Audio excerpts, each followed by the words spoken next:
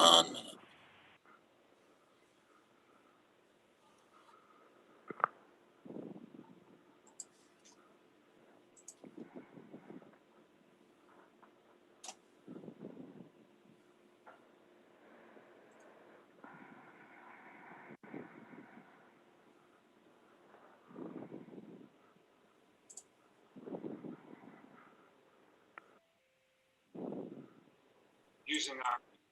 Hello.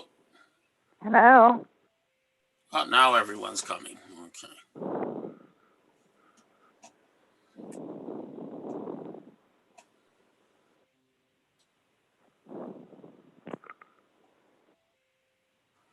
Hello, everyone. Hello, Rabbi.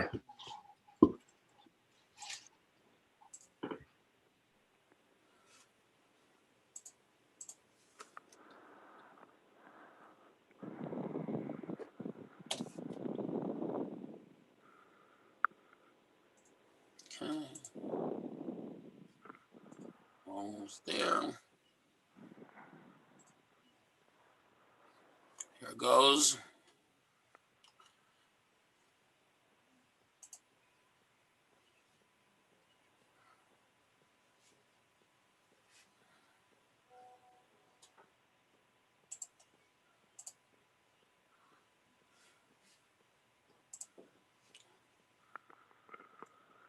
Okay. There we are. Okay, here is the Parsha. And hello, Israel. Hello, Sylvia. And here is share screen. Okay. So we have the last three Behar Bechokotei. We have a double header again. Vayikra has the most double headers. It has, well, Vayikra has Achrei has Tazria Metzora, Achrei Kedoshim, and Behar Bechokotei. Bamidbar has Matzes Masai and Chukas Balak. So Vayikra has the most double headers, and all pretty close to each other. And we have another double header today. And that's Behar Bechokotei. So Behar begins the discussion of the Shemitah, of the sabbatical year and the Jubilee year. And from there we move on to the borders of the land of Israel, and to Bechokotei is the blessing and the curse. At the end of Vayikra, the Jews are admonished with blessings if they follow Hashem's ways in the land of Israel, and the opposite, God forbid, if they do not. That is the synopsis of the Parsha. So we begin with the discussion of the sabbatical year. V'yidaber Hashem Moshe Behar Sinai Lemor. Hashem spoke to Moshe on Mount Sinai, saying, Daber el b'nei Yisrael, speak to the children of Israel, v'amar teleim, and tell them, Kisavo alarts, when you come to the land, Nashinosein lachem, that I give you, v'shabbos haaretz Shabbos laHashem, and the land shall rest the Shabbos to Hashem. What is the Shabbos to Hashem? Just like 6 days a week you work, and the seventh day a week you don't. So sheish shanim tizra sodecha, 6 years you shall sow your field. V'sheish shanim tizmor kamecha, in 6 years you shall prune your vineyards. You do work with the trees, because trees don't need planting every year. They're perennials. V'yasafta es tevuasa, and you will gather your produce. However, v'shana shviyat, in the 7th year of every cycle, Shabbat Shabbaton yil haaretz, it shall be a year of rest to the land. Shabbos laHashem, a Shabbos to Hashem. In other words, the purpose of the rest is for Hashem's sake. Sodecha lo Sisra, you shall not sow your field. V'charmecha lo Sismor, and you shall not prune your vineyard.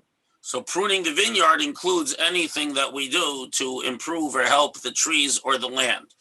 The only thing you can do is prevent damage, but you cannot do anything to cultivate or improve anything to do with growing things. Whatever grows, grows. Whatever doesn't grow, doesn't grow. As Safiach Ketzircha lo Siktzor, that which grows by itself, the wild growth, you may not harvest for yourself. Vas invein Nazirecha le Sivtzor, and the Nazir is someone who doesn't cut their hair. So the grapes of your abandonment you shall not gather.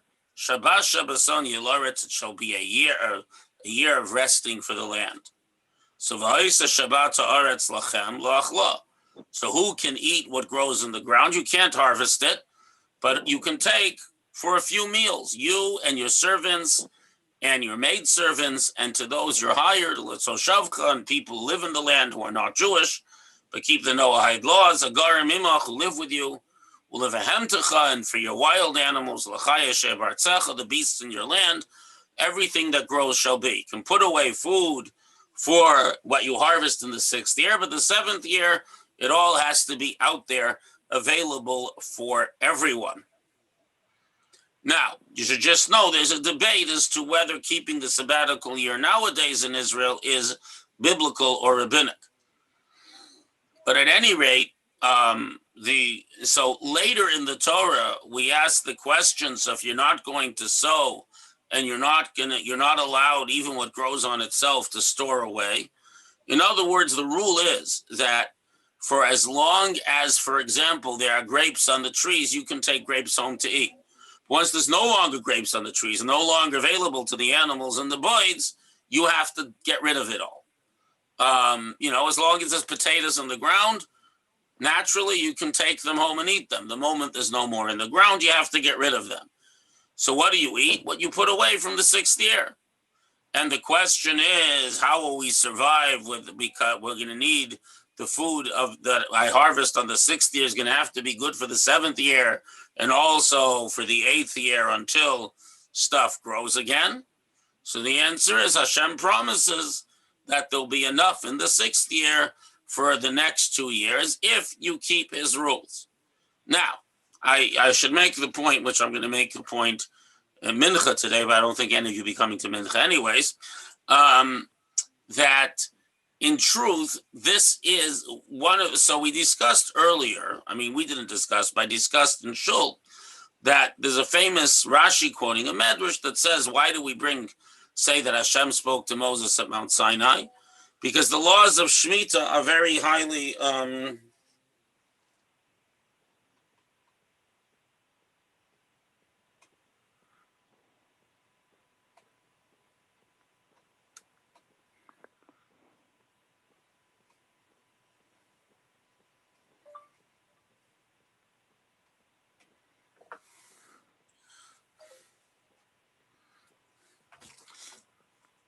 so what happens is that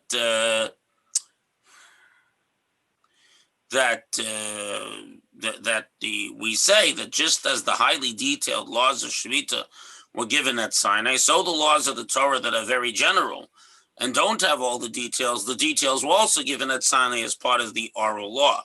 In other words, we're saying that all the details were given at Sinai, but some of those are in the Torah Sheba'al Peh. So this is really a statement that just like these details were given, other details were given too, but we didn't put them in the written Torah. However, that still raises the question, why is Shemitah the test case? Why did I specifically use the Shemitah as a test case? And why does the Torah tell us about the Shemitah so many times, at least a half a dozen times? Why does the Torah tell us so much about the sabbatical year? So I believe the answer is because the keeping the sabbatical year means you believe in God.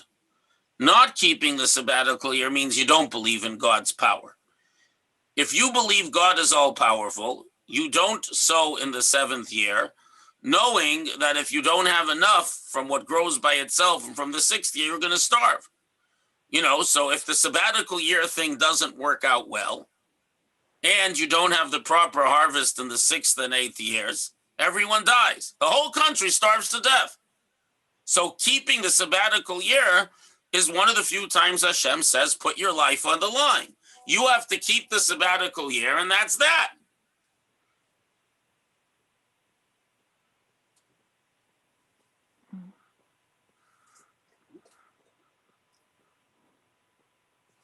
That's that. So in keeping the sabbatical year, we say we believe what Hashem says in the Torah. We believe in God. We believe in the Torah. We're willing to risk the life of every Jew in the world on this. It's a tremendous thing. It's an enormously powerful thing. And that is why we mention it in conjunction with Sinai. That is why there are so many warnings, and that is why the first temple, they worshipped idols, they were murderers, they were promiscuous, but the ultimate punishment was for not keeping the sabbatical year. Because keeping the sabbatical year, when one is biblically obliged to do so, is a statement that I believe in God more importantly than in God I trust. I trust in God. I believe that we will not starve. And the Jews did not keep 70 sabbatical years during the first temple period of 850 years. But they did keep, if you do 850 divided by 7, so 850 divided by 7 is 121.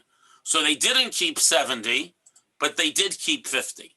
So 50 times the Jewish people put the life of every person in the land of Israel, every Jew on the line, because if they were wrong and God did not do what God said God would do, they all die.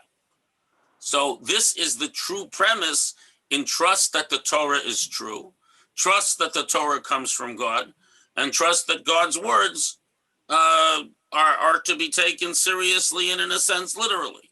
And that is what is unique about the Shemitah. No other mitzvah demands that I put the life of every man, woman, and child, and the Jewish people on the line.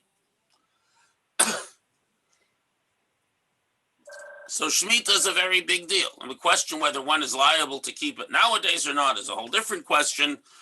Certainly rabbinically, and some people sell the land like they sell the chametz. A lot of people don't like that. There are a lot of communities that do keep Shemitah.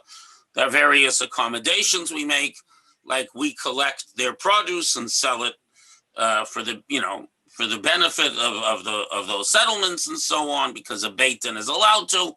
And these leniencies exist because, according to most opinions, the Shemitah today is of rabbinic origin. But at any rate, that is the importance of Shemitah, and that is what Shemitah teaches us. And in the course of the Shemitah year, even those who usually, it says it should be a Shabbos to Hashem. Why? Because, agriculture, especially in the old days, and it was all manual, was very difficult. And it took everyone's time. But once in 7 years, you have the time to devote yourself to the study of Torah, to all the other things in Judaism that one is free to devote oneself to, because there is very little work to do when you're not allowed to do most of the different kinds of work. And then we go from the Shemitah to the Yovel, to the Jubilee. And I'm only going to begin talking about this. So you shall count 7 Shabbats of years, 7 times, 49 years. And all the days of the 7 Shabbats of years are 49 years. And then you will blow a shofar, and on the 10th day, normally blow the shofar Rosh Hashanah. Blowing at the end of Yom Kippur Nil is only a custom. But in the land of Israel, in the first temple, when all the Jews lived there, and the Jubilee year applied, because Jubilee did not apply in the second temple, because not all the Jews were on their land. But when the rules apply, you blow the shofar like we do Rosh Hashanah on Yom Kippur of the Jubilee year. Everywhere in the temple and everywhere else, you blow the shofar on Yom Kippur of the 50th year. And you sanctify the 50th year, and this is on the Liberty Bell in Philadelphia, and you'll proclaim liberty throughout the land and to all the inhabitants thereof. We will explain what that means tomorrow. It is a Jubilee, and every person returns to his possession, and everyone returns to their family. And there's a lot going on in the Jubilee year, and some of it is discussed further, but there are some very significant, I think, philosophical and ethical ideas relating to Yiddishkeit that are found in the Yovel, and we will talk about them, God willing, tomorrow. The 50th year, let's just read the 11th verse. The 50th year is a Jubilee, and that's like a double Shemitah. You shall not sow, you shall not reap that what grows of itself, nor gather the grapes of it. And, okay. And here is the promise. And if you will say, what will we eat in the 7th year? Verse 20, we have not sown, nor may we gather in our produce, because it's free for the animals and the birds and and all people equally. So Hashem says, I will command my blessing to you in the 6th year, and you'll bring produce for 3 years. And you'll eat the 6th year, and you'll sow in the 8th year. You'll eat the old stuff until the 9th year, and then you'll eat the old stuff. So this is a promise. And we shall discuss further the concepts of the Yovel when we study together tomorrow. I wish on Thursday. No class tomorrow. I sent out a note, the note about the minyan. You got an email that says that there is no morning or afternoon class or evening class tomorrow. Okay, everyone, have a great day. We will meet again on Thursday. Well, thank you very much, Rabbi. Rabbi. All the best.